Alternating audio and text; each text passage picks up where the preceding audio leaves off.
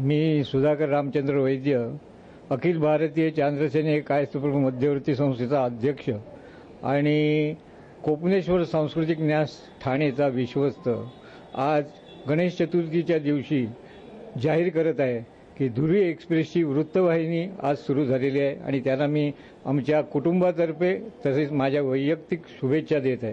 ठाण्यात अनेक वृत्तवाहिन्या आहेत, परंतु ही जी वृत्तवाहिनी आहे ह्यांचा उद्देशच वेगळा दिसतो आणि मला असं वाटतं की ही वृत्तवाहिनी ठाण्यामध्ये खरोखरच चांगलं काम करेल आणि लोकांचे जे काय प्रश्न असतील ते वृत्तवाहिनीद्वारे आपल्या सगळ्यांच्या समोर येतील आणि त्याचं निराकरण करण्याचं काम आपल्या सरकारला करावं लागेल।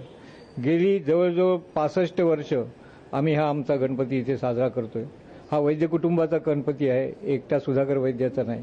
आज इथे जमलेले सगळे माझे पुतणे भाऊ, त्यांच्या मुली, सुना, आम्ही दरवर्षी एकत्र सण साजरा करीत असतो।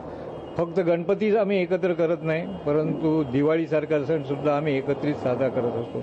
एकत्र कुटुंब पद्धतीचं काय वैशिष्ट्य असतं ह्याचा जर अनुभव घ्यायचा असेल, जरी आम्ही विभक्त राहत असलो तरी कार्यक्रम मात्र एकत्र कुटुंब पद्धतीप्रमाणे होत असतात आणि त्यामुळे एकत्र कुटुंबीमधला जो आपलेपणा आहे, जे प्रेम आहे, त्याचं एक प्रतीक म्हणजे वैद्य कुटुंब आहे असं मी म्हटलं तर काही गैर होणार नाही।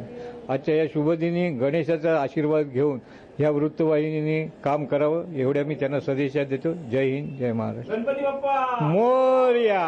गणपती बाप्पा मोरया।